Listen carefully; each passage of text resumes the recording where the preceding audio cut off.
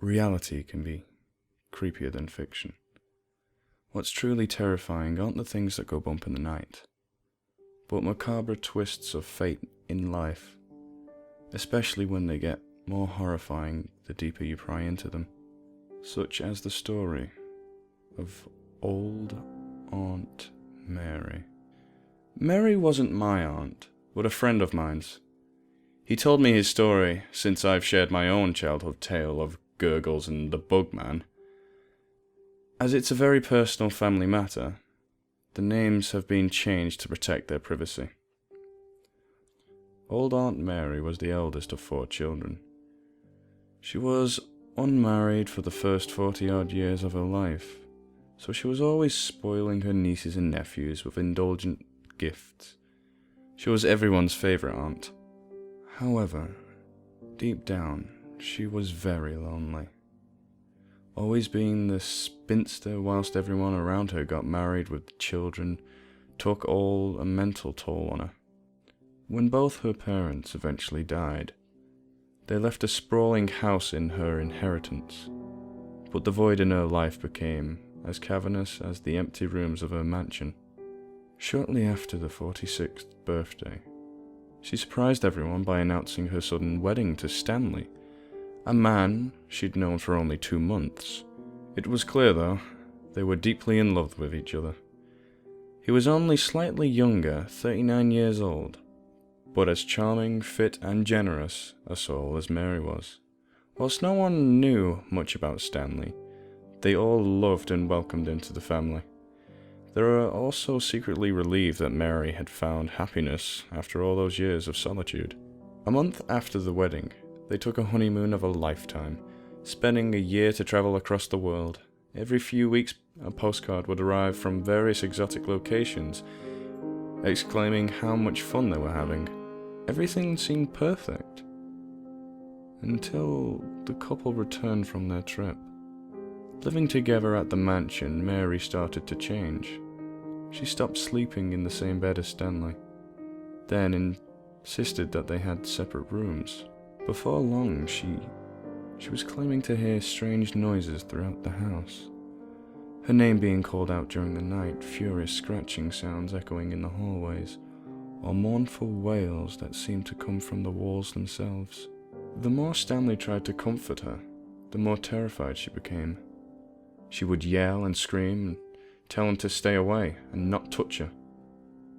She would spend days barricading herself up in a room, crying and babbling, slowly going insane from the filth that would accumulate and the mental isolation. Eventually, the family got her to a psychiatrist who diagnosed her with a type of paranoid schizophrenia known as Capgras syndrome. It's a rare condition where the victim believes that someone close to them has been replaced with an identical imposter.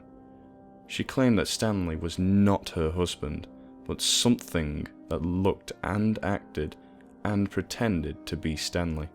Her family was faced with a difficult choice of either committing Mary to a mental institution, to getting the care she needed, or have her sedated and looked after at a home. They chose to keep her sedated. Throughout all this time, Stanley was clearly distraught, but still loved Mary with all his heart.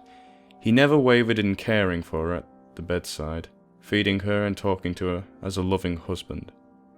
Over the following year, the family spent a lot of time getting to know Stanley better, as they took turns caring for Mary, and felt incredibly fortunate for him being around. So, it was a total shock when they arrived at the house one day, to be greeted by a squad of police cars. The front door was plastered with police tape, and they weren't allowed to enter.